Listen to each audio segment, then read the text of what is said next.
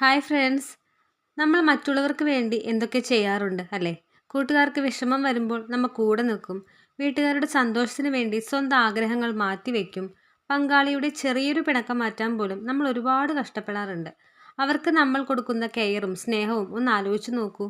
അതിൽ എത്ര ശതമാനം നിങ്ങൾ നിങ്ങൾക്ക് തന്നെ കൊടുക്കാറുണ്ട്? ഒരു 10% ഇല്ല എന്നതാണ് സത്യം. നമ്മൾ എപ്പോഴും മറ്റുള്ളവരുടെ സർട്ടിഫിക്കറ്റിന് വേണ്ടിയാണ് ജീവിക്കുന്നത്. അവൻ എന്നെക്കുറിച്ച് എന്ത് വിചാരിക്കും? അവൾക്ക് എന്നെ ഇഷ്ടപ്പെടുമോ? ഞാൻ കാണാൻ അത്ര ഭംഗിയില്ല.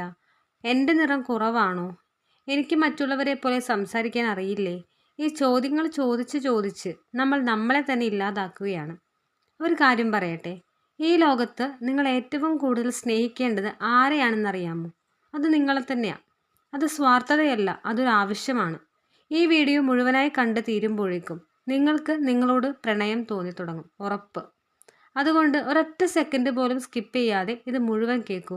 നമുക്ക് നമ്മളിലേക്ക് തന്നെ ഒന്ന് യാത്ര ചെയ്യാം. സെൽഫ് ലവ് എന്ന് പറഞ്ഞാൽ വലിയ ബ്യൂട്ടി പാർലറിൽ പോയി മുഖം മിനുക്കുന്നതല്ല, അല്ലെങ്കിൽ പുതിയ വസ്ത്രങ്ങൾ വാങ്ങി ധരിക്കുന്നതുമല്ല. അതൊക്കെ വെറും ബാഹ്യമായ കാര്യങ്ങൾ മാത്രമാണ്. യഥാർത്ഥ സെൽഫ് ലവ് നിങ്ങളുടെ മനസ്സിനുള്ളിലാണ് തുടങ്ങേണ്ടത്. നിങ്ങളുടെ കുറവുകളെ നിങ്ങൾ അംഗീകരിക്കണം. അതാണ് ഇതിൻ്റെ ഒന്നാമത്തെ പടി. ഈ ലോകത്ത് ആരും പെർഫെക്റ്റ് അല്ല, എല്ലാവർക്കും കുറവുകളുണ്ട്. വലിയ സിനിമാ താരങ്ങൾക്കും ഇൻഫ്ലുവൻസേഴ്സിനും ഒക്കെ കുറവുകളുണ്ട്. സോഷ്യൽ മീഡിയയിൽ കാണുന്ന ആ തിളക്കം മാത്രം കണ്ട് നിങ്ങൾ നിങ്ങളെ അളക്കരുത്. നിങ്ങളുടെ വണ്ണം, ഉയരം, നിറം, മുടിയുടെ ഭംഗി, ഇതിലൊന്നും ഒരു കാര്യവുമില്ല. നിങ്ങൾ നിങ്ങളായിരിക്കുന്നതാണ് ഈ ലോകത്തിലെ ഏറ്റവും വലിയ ഭംഗി. നിങ്ങളെപ്പോലെ മറ്റൊരാൾ ഈ ഭൂമിയിലുണ്ടോ? നിങ്ങളുടെ ഫിംഗർ പ്രിൻ്റ് പോലെയുള്ള മറ്റൊന്ന് ഈ ലോകത്തുണ്ടോ? ഇല്ല. പ്രകൃതി നിങ്ങളെ ഉണ്ടാക്കിയിരിക്കുന്നത് വളരെ യുണീക്കായിട്ടാണ്. ആ യുണീക്ക്നെസ്സിനെ സ്നേഹിക്കുക. അതാണ് സെൽഫ് ലവ്. പലരും കണ്ണാടിയുടെ മുന്നിൽ നിൽക്കുമ്പോൾ എന്താണ് ചിന്തിക്കാറ്? എൻ്റെ കണ്ണിന് ഭംഗിയില്ല, എൻ്റെ വയറ് ചാടിയിരിക്കുന്നു, മുഖത്ത് നിറയെ കുരുക്കളാണ്.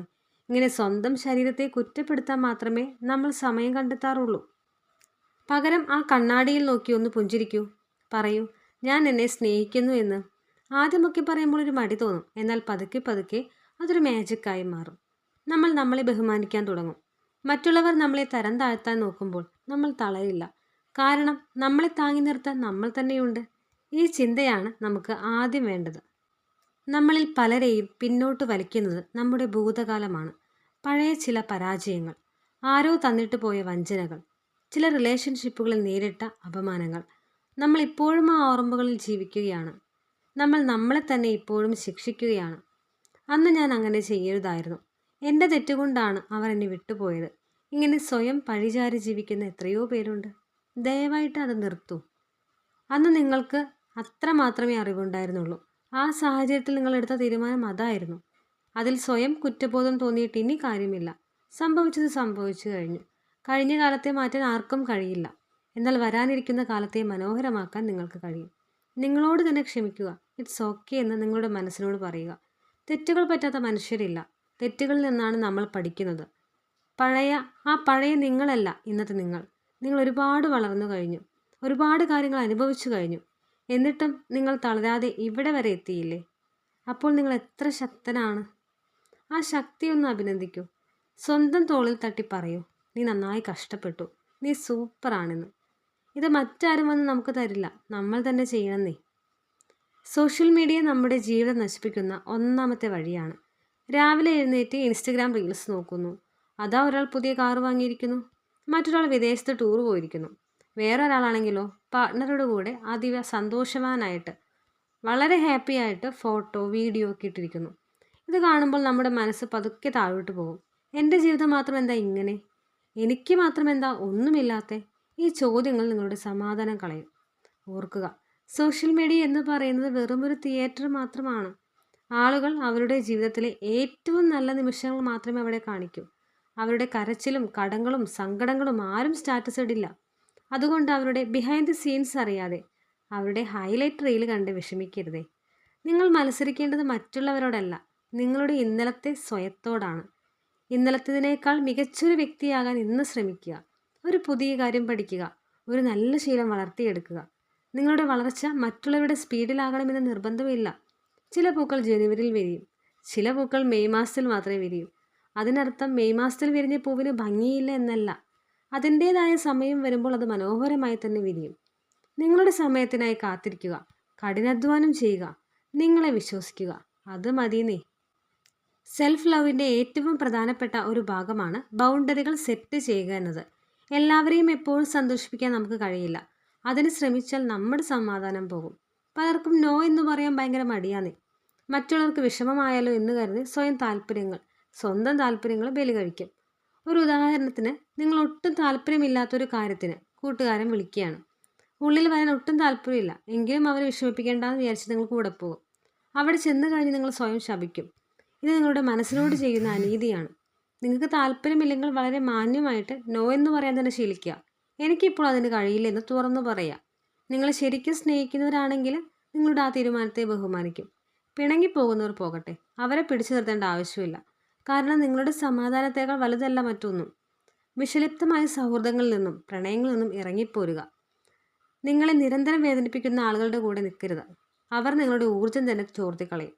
അവരിൽ നിന്ന് അകലം പാലിക്കുന്നത് സ്വാർത്ഥത എന്നല്ല, അത് നിങ്ങളുടെ മനസ്സിൻ്റെ ആരോഗ്യത്തിന് നല്ലതാണ്.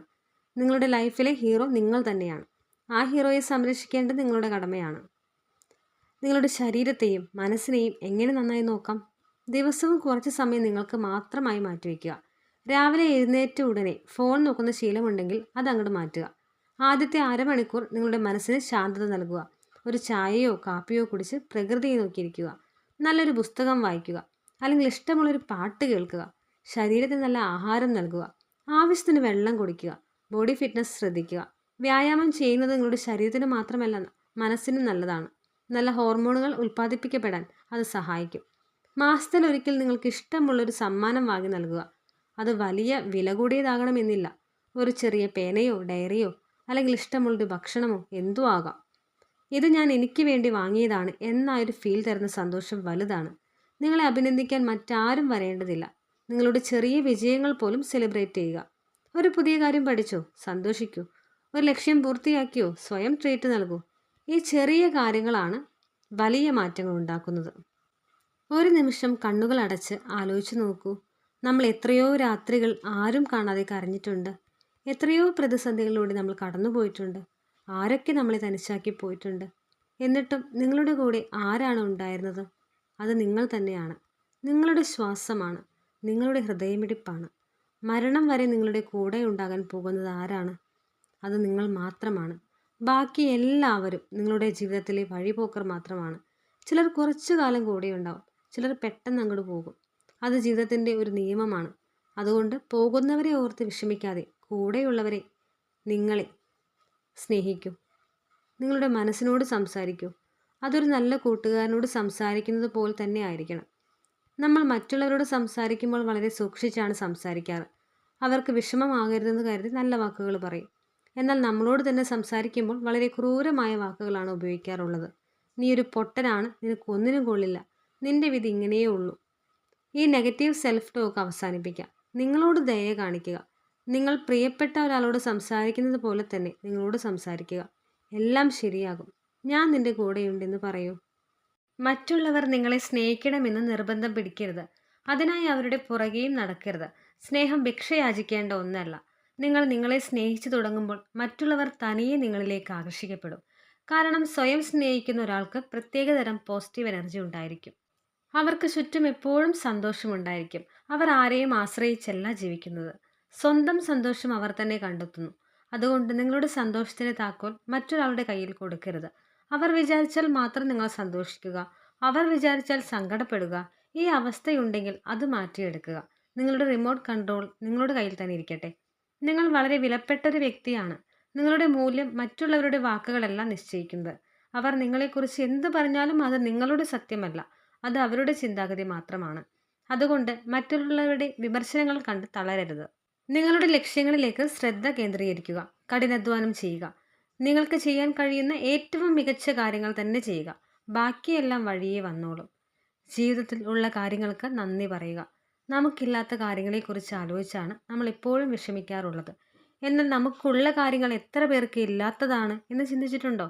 ജീവിക്കാൻ നല്ലൊരു സാഹചര്യം, കഴിക്കാൻ ഭക്ഷണം, കാണാൻ മനോഹരമായിട്ടുള്ളൊരു ലോകം, കേൾക്കാൻ നല്ല പാട്ടുകൾ, സ്നേഹിക്കാൻ കുറച്ചു പേരെങ്കിലും, ഇതെല്ലാം വലിയ ഭാഗ്യങ്ങളാണ്. ഈ കൊച്ചു ജീവിതം വളരെ ചെറുതാണ്. നാളെ നമ്മൾ ഉണ്ടാകുമോ എന്ന് പോലും അറിയില്ല. അങ്ങനെയുള്ള ഈ ചെറിയ ജീവിതത്തിൽ എന്തിനാണ് ഇത്രയധികം പിണക്കങ്ങളും സങ്കടങ്ങളും? ഉള്ള സമയം സന്തോഷത്തോടെ ജീവിക്കുക. നിങ്ങളെ സ്നേഹിക്കുക.